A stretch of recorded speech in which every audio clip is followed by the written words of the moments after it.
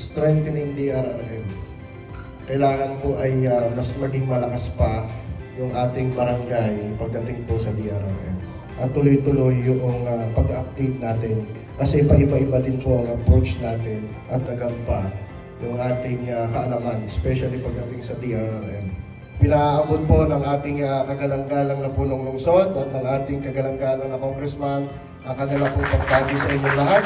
Hindi ko po alam kung sino yung makakarating pero napakadami po natin schedule sa ating lungsod. Pero patingin ko daw po kayo ng isang magandang umaga.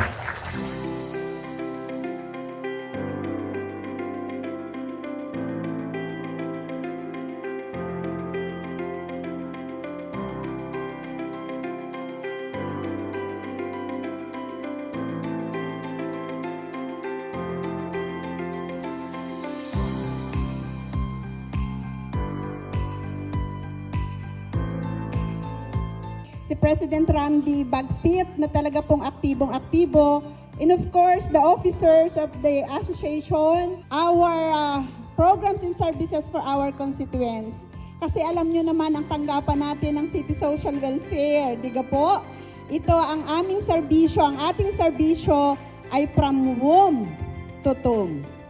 Kayo po yung mga stakeholders na maaring gumaganap din para tugunan ang mga pangangailangan po ng ating mga constituents. Hindi mo para ichika are, na are pala ay ganare, marites ang labas nyo, that is against the law. Ano ho? Very confidential. Kaya doon sa Evacuation Information Board, wala pong nakalagay doong pangalan. Affected na, victims na, pero hindi quality yung kanilang natatanggap.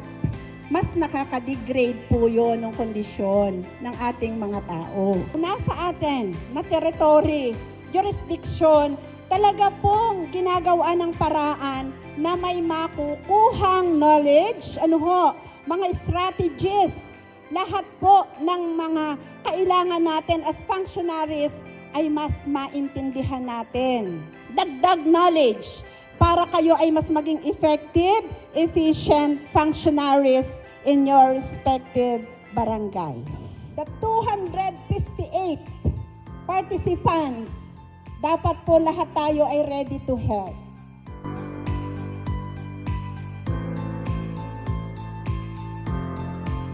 Sinisiguro natin na ibinibigay natin yung pinakamabuti doon sa ating pinaglilingkuran. Transparent ay wala tayong itinatago. Akibat po ng ating pamumuno ay yung accountability.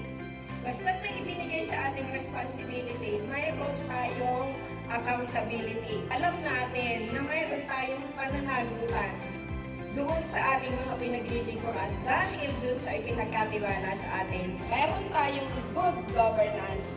Dapat po ay pantay-pantay at wala tayong tingin-tingin. Yung mga desisyon na ating gagawin ay makakasapat doon sa pangangailangan ng ating mga pinaglilingkuran.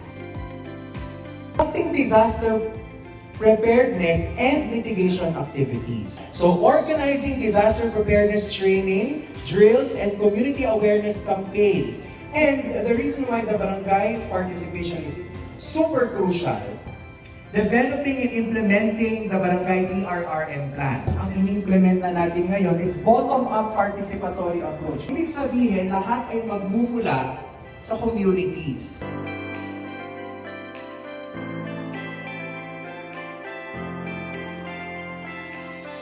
Atin pong mga mamamayan sapagkat ang justice o ang hustisya ay dapat ay nakakarating din po yung mga karaniwang pamilya ng mga programa, ng mga impormasyon na dapat po ay nasa sa kanila. Mas maganda na po siguro kung ang ating pong mga iimbitahin ay yung mga target clientele na po natin. Sila naman po yung dapat ay makarinig ng mga impormasyon para yun po ay dumaloy pababa. And hopefully, pag-upo po nung panibagong punong lungsod, ay dire-diretso lang yung mga programa po. Hanggang sa ang 105 barangays ay magkaroon po ng linkages. Yung communication network natin ay hindi po mapuputol. At yung pong mga, the same pa rin, yung pong mga programa na kaya po ninyo sa level ng barangay, diretso lang po tayo. Kita po ninyo, binuksan ang kolehiyo ng lungsod ng Batangas. Kung hindi ako nagkakamali, iba't ibang mga profesyonal ang pinag-graduate po natin dyan.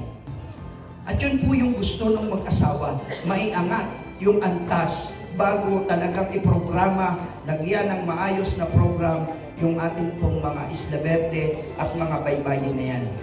Pagka po wala nang in-evacuate, yan, mapapanatag na po ang ating mga kalooban.